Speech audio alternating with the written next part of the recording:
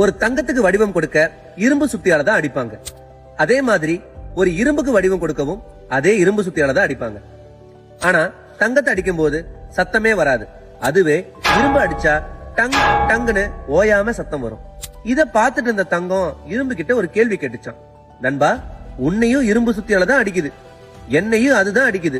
ஆனா நான் அமைதியா இருக்கேன், நீ மட்டும் ஏன் இப்படி ஊரை கூட்டுற அளவுக்கு கத்துற அப்படின்னு. அதுக்கு இரும்பு சொன்ன பதில் தான் லைஃபோட ரியாலிட்டி.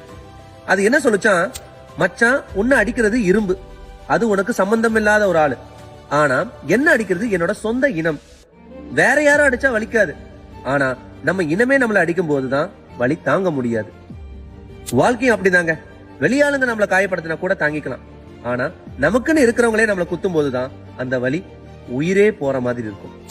இந்த மாதிரி வலி உங்களோட லைஃப்ல நீங்க அனுபவிச்சிருக்கீங்களா? கண்டிப்பா கமெண்ட்ல சொல்லுங்க. மீண்டும் அடுத்த வீடியோல சந்திப்போம். நன்றி.